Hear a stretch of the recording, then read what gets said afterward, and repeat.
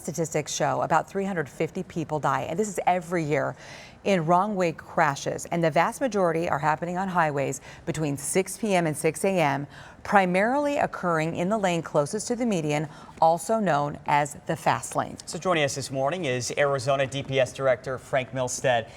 Colonel Milstead, let's first talk about a lot of issues here, but the first one I want to talk to you about, wrong-way drivers. 4 people dying this past weekend just south of Tucson. So what do you think the solution is to all of this?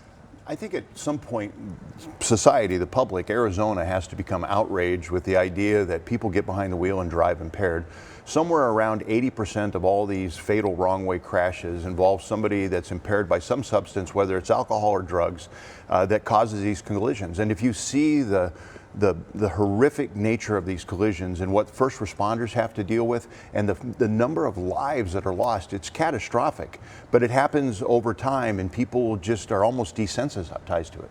So often too, and you go other places, people ask you, why are there so many wrong-way crashes in the state of Arizona? Get it all the time. The average wrong-way driver who's impaired by alcohol, their blood alcohol concentration is about a 0.18%, or basically twice what the presumptive, or what the people would call the legal limit is. So, and if you see these families that are ruined, and I have pictures literally on my phone because they remind me of how important it is what we do every day, but it's really a societal thing. It's nothing that we're going to enforce our way out of. And I will tell you with all candor, to allow my troopers to try to intercept these wrong-way drivers by hitting them head on or trying to sideswipe them, push them off the roadway, it doesn't sit well with me, because I know that one of these days that could end in tragedy as well. And I'm very concerned about the safety of those people that I lead and represent. It's terrifying.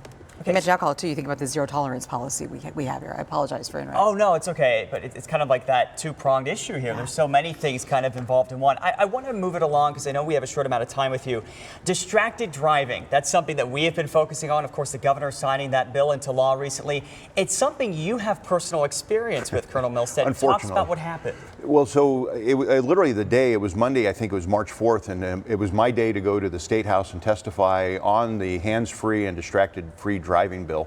And as I was stopped at a green light at 19th and Encano, waiting to turn left to go to the compound in my headquarters, a gentleman heading southbound on 19th Avenue, looking at his phone, came across the center line and hit the driver's side front of my car, went down the side, caught my hand in the steering wheel and pulled my thumb back and dislocated a bunch of ligaments on my thumb, and they did surgery.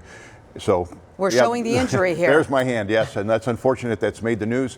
What's also unfortunate is that my doctor's going to see that my cast is no longer on my hand. Sorry, Doc.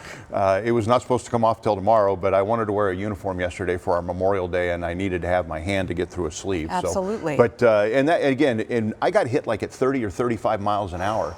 Imagine a wrong-way driver hitting your car at 65, 75. How horrific that collision is, and how that changes your perception of driving each day. And unfortunately, we don't have to imagine that here in Arizona, because we have seen that. I do want to talk about Big Brother, because there's been a lot of talk about the possible use of technology in cars.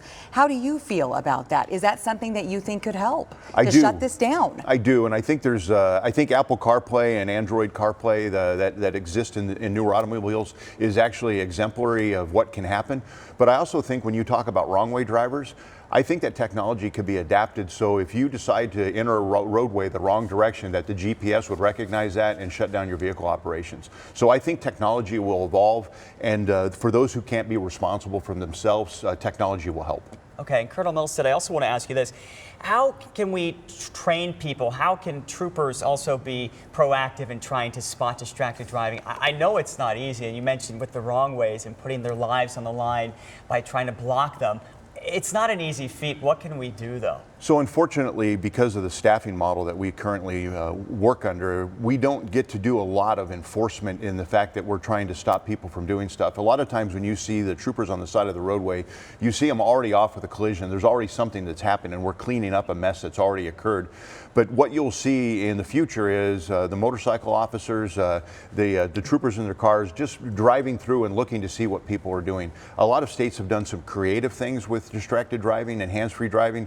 They're driving around in school buses, they're working construction zones and things like that. And I don't know that we'll go that far. Again, this isn't something that we'll enforce our way out of. I really think it's about a compliance and retraining ourselves not to do it. And let me just, again, for complete candor, I too have to train myself not to pick up my phone, because I am by no means better than anybody else, other than I try to use the Apple piece of in my car most of the time. Yeah, we're so guilty of it. Yeah, as a I'm going through society. the same process. Yeah, thank you for saying that, because I think you don't feel like people are going like this. We have to work together. You know, it's that ridiculous cliche, it takes a village, but in this case, it truly does. Anybody It's just so who's, tempting. yeah, and anybody who says they've never done it, I would question.